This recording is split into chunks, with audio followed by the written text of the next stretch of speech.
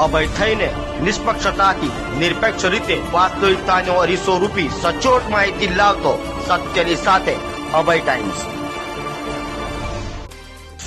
ભારત અને પાકિસ્તાન વચ્ચે યુદ્ધની સર્જાયેલી સ્થિતિ વચ્ચે સુરત પણ એલર્ટ મોડમાં આવી ગયું છે। ત્યારે સુરત કલેક્ટર કચેરી ખાતેથી વોર રૂમ શરૂ કરવામાં આવ્યું છે, જ્યારે કેન્દ્ર સરકારની સૂચના અનુસાર કામગીરી કરાશે।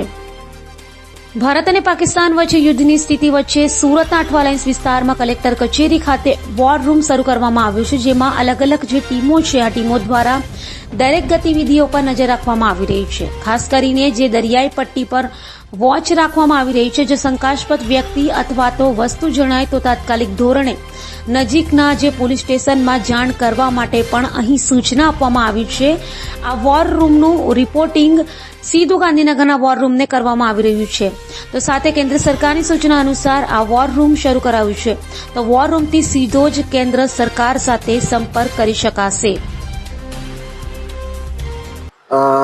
District emergency operation centre collector office Surat 365 દિવસ 24/7 ચાલુ હોય છે અને તમામ ડિપાર્ટમેન્ટ સાથે કોમ્યુનિકેશન સાધનોથી સજ્જ હોય છે। અહીંયા સ્ટાફ અવેલેબલ હોય છે અને જે કોઈ પણ મેસેજ આવે એના અનુસંધાને જે કોઈ સુરક્ષાના ઉપાયો કરવાનો હોય છે, કોઈ પણ કુદરતી માનવ સર્જિત આપત્તિમાં તે અન્વયે કાર્યવાહી કરવામાં આવે છે।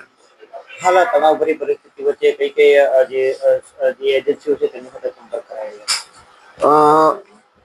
જે અમને સ્ટેટ ઇમરજન્સી ઓપરેશન સેન્ટર દ્વારા સૂચના મળે છે એ મુજબ અત્રેથી જે કોઈ એજન્સી સાથે સંપર્ક કરી શકાય એમની સાથે સંપર્ક કરી અને સુરક્ષાના યોગ્ય ઉપાયો કરવામાં આવે છે।